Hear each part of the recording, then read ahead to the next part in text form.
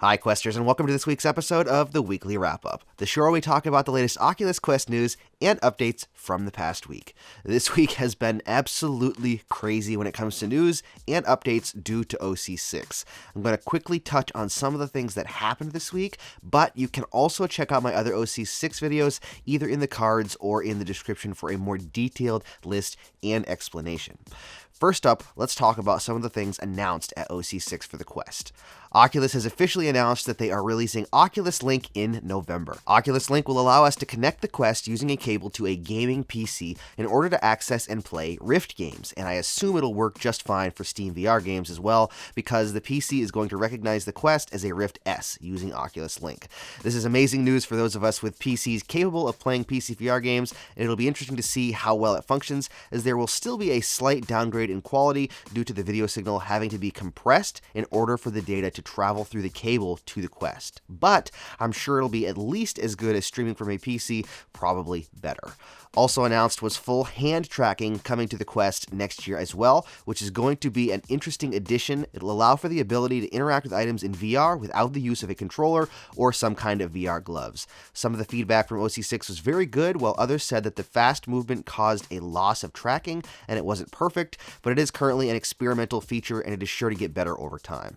Also, for all the Questers out there who own some Go or Gear VR games, then you'll be happy to know that next week Oculus is bringing the first 50 Go and Gear VR games to the Quest. You can find information about which games and how to access them in the link in the description, and I should have a video quickly going over all of the games out soon. Also, if you own a game for the Go that Oculus brings to the Quest that already has a Quest port as well, then you're going to be able to get the Quest version of the game free of charge until the end of the year. When it comes to game announcements this week at OC6, we saw the announcement of Facebook Horizon, a social experience where you can explore, build, and play that'll be going into closed beta early next year.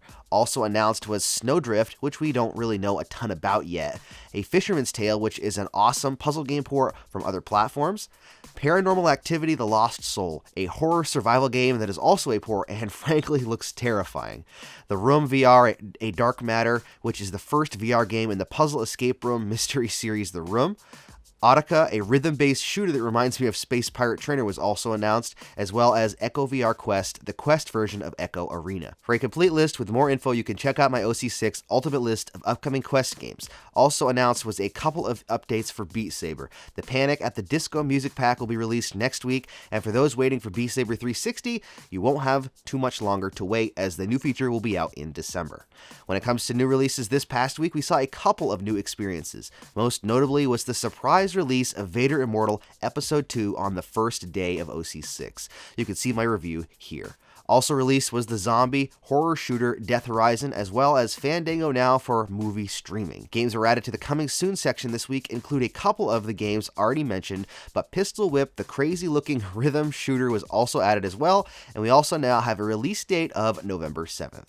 For new releases coming next week, the only thing we currently have coming is Dread Halls on October 3rd, but that seems to change by the minute, so we may see more next week. Speaking of October, next month starts our Quest-tober series, where we will be featuring the best horror experiences, 360 video content, and even some early gameplay for upcoming horror games, plus some giveaways and maybe even some other surprises. So don't forget to come back starting October 1st.